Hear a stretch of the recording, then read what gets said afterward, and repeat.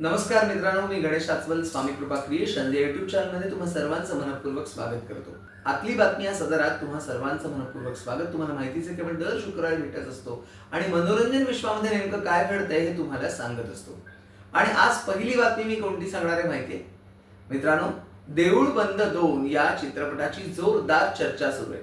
मुळात देऊळ बंद चित्रपट जेव्हा आला तेव्हा त्या चित्रपटानं इतिहास घडवला आणि विज्ञान आणि अध्यात्म यांच्यातला जो संघर्ष आहे तो अतिशय उत्तम पद्धतीने मांडला होता. मोहन जोशी अर्थातच स्वामी समर्थ महाराजांच्या भूमिकेत होते आणि आता पुन्हा एकदा देऊळ बंद 2 मध्ये सुद्धा मोहन जोशीच श्री स्वामी समर्थ महाराजांच्या भूमिकेत आहेत. आणि या चित्रपटाचा टीझर लॉन्च सोहळा हा कुठे साजरा झाला माहितीये? साक्षात अक्कलकोटला स्वामी समर्थ महाराजांच्या मंदिरामध्ये, त्या ठिकाणी, त्या पवित्र वास्तूमध्ये हा सोहळा साजरा झाला. प्रवीण तरडे, स्नेहल तरडे, मोहन जोशी, चित्रपटातली कलाकार मंडळी आणि पत्रकार मंडळी या सोहळ्याला उपस्थित होती. आणि या मान्यवरांच्या उपस्थितीत अर्थातच श्री स्वामी समर्थ महाराजांचे आशीर्वाद घेऊन हा टीझर लॉन्च सोहळा साजरा करण्यात आला. आता उत्सुकता आहे ती या चित्रपटाची, कारण देऊळ बंद 2 आता परीक्षा देवाची असं म्हटलेलं आहे. आणि टीझर 2 मधनं आपल्याला कळतंय की शेतकऱ्याशी संबंधित काहीतरी प्रश्न या चित्रपटातनं मांडलेला आहे, की आस्तिक शेतकरी आणि त्याची नास्तिक पत्नी, हे सगळं त्या टीझर मधनं आपल्याला दिसतं. आपल्याला प्रतीक्षा आहे की ही कथा पुढे कसं वळण घेईल त्याची.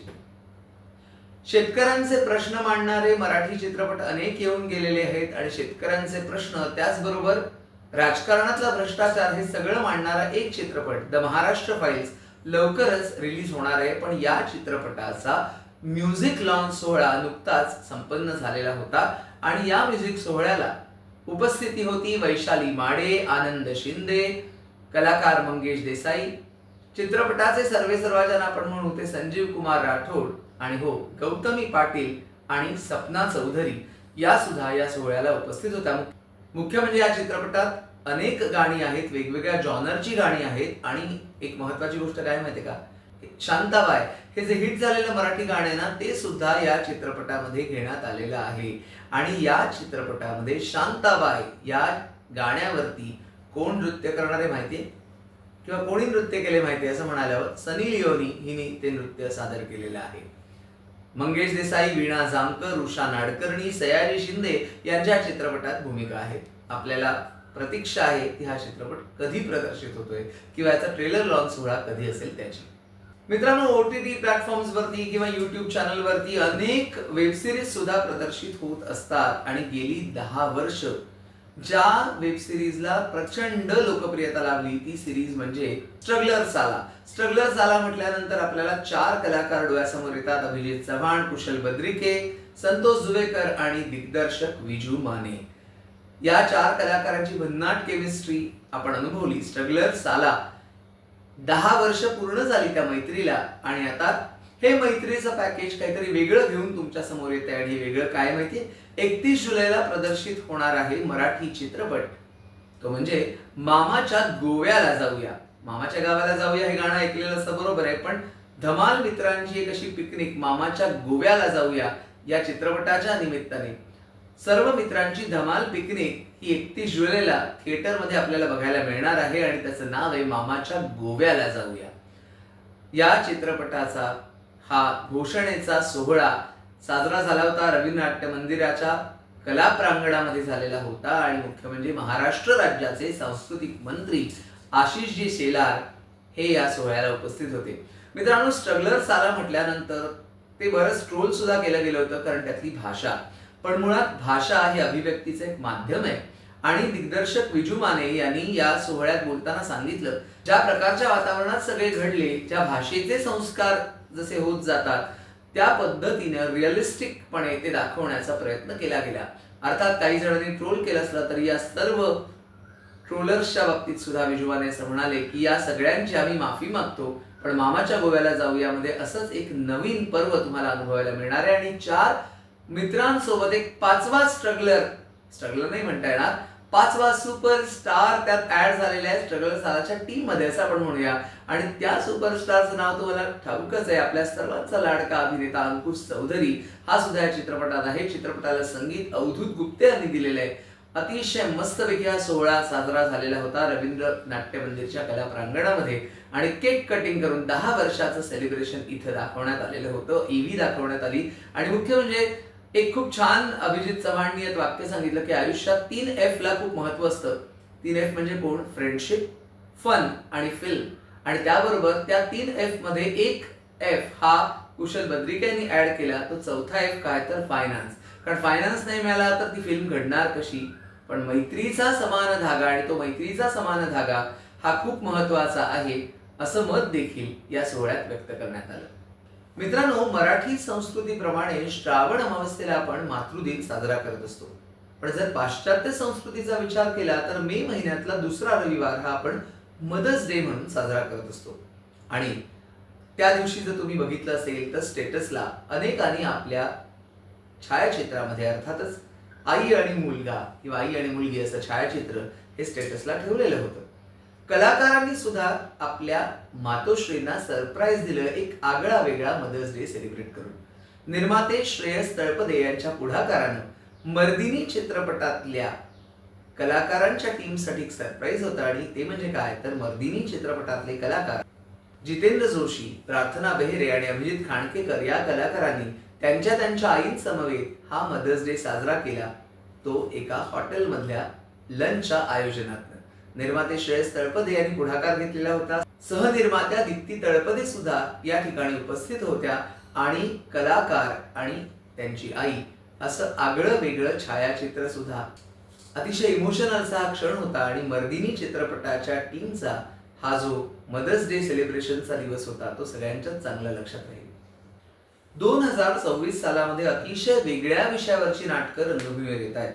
आणि मुख्य म्हणजे एखादी साहित्य कृती जेव्हा नाटकाच्या माध्यमातून आपल्या समोर येते तेव्हा ते एका खऱ्या अर्थानं माध्यमांतर ठरत असतं.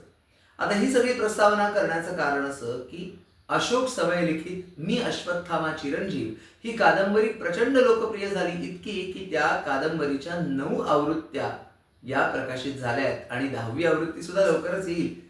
मी अश्वत्थामा चिरंजीव या शीर्षकाचं नाटक आता रंगभूमीवर दाखल झालेले आहे. अर्थातच हे नाटक लेखक दिग्दर्शक अशोक समेळ यांचंच आहे. अशोक समेळ हे यात अश्वत्थाम्याची भूमिका करतायत आणि मुख्य म्हणजे 2 पात्र द्विपात्री नाटक आहे. अशोक समेळ यांच्या बरोबर धनश्री दामले आहेत आणि धनश्री दामले यांनी वेगवेगळ्या भूमिका या नाटकात केलेल्या आहेत. मुळात अश्वत्थामा जो स्वतःचा शोध घेतोय, तेल मागत फिरतोय, त्याच्या कपाळावरची जखम अजून ओली आहे, हे सगळे संदर्भ त्यात घेण्यात आलेले आहेत. आणि या नाटकाचं आकर्षण म्हणजे एआयचा वापर करून या नाटकाचं संगीत करण्यात आलंय आणि संगीतकार म्हणून कोण आहे माहितीये? संगीतकार म्हणून ती जबाबदारी पेलली आहे संग्राम अशोक समेळ यांनी. हे नाटक नक्कीच वेगळ्या विषयावरचं आहे आणि आपल्याला विचार करायला लावणार आहे. हे नक्की वेगळ्या गंभीर विषयावरचं नाटक जर म्हणायचं झालं तर भद्रकाली प्रोडक्शनची 60वी कलाकृती आता रंगभूमीवर आलेली आहे. सांगा कसं जगायचं. सांगा कसं जगायचं हे अतिशय वेगळ्या विषयावरचं नाटक आहे. त्या नाटकाचा विषय हा वैद्यकीय क्षेत्र आणि वकिली क्षेत्र यांच्याशी संबंधित आहे. एवढंच मी सांगेन. नाटकाबद्दलची उकल आता मी नाही करणार, पण स्वानंदी टिकेकर आणि स्पृहा जोशी यांचा अप्रतिम अभिनय, सगळ्याच कलाकारांचा अभिनय चांगला आहे, पण खास करून स्वानंदी आणि स्पृहा यांचं मला कौतुक करावंसं वाटतं. अतिशय उत्तम पद्धतीनं त्यांनी भूमिका साकारलेल्या आहेत. सगळ्याच कलाकारांची कामगिरी उत्तम आहे. निशाद भोईर आहे या नाटकात, त्याचप्रमाणे अमेय बर्वे आहे, सागर आटलेकर आहे, श्रद्धा पोखरणकर आहे. सगळ्यांची कामं उत्तम झालेली आहेत. सांगा कसं जगायचं एक वेगळा विषय. तो विषय काय आहे हे पाहण्यासाठी तुम्हाला नाट्यगृहाकडे नक्कीच जावं लागेल. नवीन नाटकांच्या यादीतलं एक महत्वाचं नवकोर नाटक आता रंगभूमीवर येतंय याच महिन्यामध्ये आणि मुख्य म्हणजे त्या नाटकाचं नाव काय माहितीये? जोडीचा मामला. जोडीचा मामला या नाटकाची निर्मिती केली आहे राहुल भंडारे आणि श्रेयस इंदापूरकर यांनी. ब्लॅक अँड व्हाईट कुटुंबाची सप्तरंगी गोष्ट अशी भन्नाट टॅगलाईन आहे या नाटकाची. आणि मुख्य म्हणजे बदलती विचारसरणी, कुटुंब व्यवस्था, नात्यांकडे बघण्याचा दृष्टिकोन, तरुण पिढीचे विचार असे प्रश्न या नाटकातनं मांडलेले आहेत. दिग्दर्शक आहेत श्रेयस इंदापूरकर. नवे कलाकार आहेत या नाटकामध्ये आणि त्यांना शुभेच्छा देण्याकरता सुप्रसिद्ध अभिनेते, दिग्दर्शक, निर्माते, गायक सचिन पिळगावकर उपस्थित होते या प्रेस कॉन्फरन्सला आणि त्यांनी सर्व कलाकारांना, सर्व नवीन कलाकारांना आणि निर्मात्यांना, दिग्दर्शकांना शुभेच्छा दिलेल्या आहेत. तेव्हा जोडीचा मामला हा एक काहीतरी वेगळा इतिहास घडवेल हे नक्की. मराठी संगीताच्या दुनियेत, खास करून भावगीतांच्या दुनियेमध्ये ज्यांचं महत्वाचं नाव आहे ते अनेक दशक गायक आणि संगीतकार म्हणून अधिराज्य गाजवणारे कलावंत, ज्येष्ठ कलावंत गोविंद पोवळे यांनी याच आठवड्यामध्ये जगाचा निरोप घेतला. मुख्य म्हणजे आकाशवाणीवरती सुद्धा 7 दशकांपेक्षा जास्त काळ त्यांच्या आवाजाने आणि त्यांनी संगीतबद्ध केलेल्या गाण्यांनी राज्य केलं सर्व या संगीत क्षेत्रावरती. त्यांनी संगीतबद्ध केलेल्या गाण्यांमध्ये तुम्हाला आठवत असेल राधिका हरिभजनी रंगली हे गाणं असेल, किंवा उमटली रामाची पावले असेल, किंवा माती सांगे कुंभाराला त्यांनी गायलेलं गाणं, फिरते रुपयाभोवती दुनिया त्यांनी गायलेलं गाणं, कित्येक गाणी ही त्यांच्या स्वरामधली लोकप्रिय झालेली आहेत. आणि मुख्य म्हणजे गायनाचा हा वारसा त्यांनी सुगम संगीताच्या क्लासेसच्या माध्यमातून लोकांपर्यंत पोहोचवला. अनेक विद्यार्थ्यांना त्यांनी घडवलं. गोविंद पोवळे यांना स्वामी कृपा क्रिएशन्स तर्फे आदरांजली. या आठवड्यात बाप्या चित्रपट प्रदर्शित होतोय, मिशन हा चित्रपट सुद्धा प्रदर्शित होतोय. आणि मालिका विश्वात काय घडलंय माहितीये?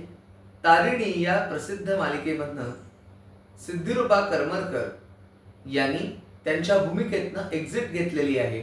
आणि त्यांची भूमिका आता कोण करणार आहे माहितीये? सुप्रसिद्ध अभिनेत्री शीतल क्षीरसागर या भूमिकेतनं आता आपल्या समोर येणार आहे. तुर्तास इतकंच. आजचा हा आतली बातमीचा एपिसोड कसा वाटला कमेंट बॉक्समध्ये नक्की कळवा.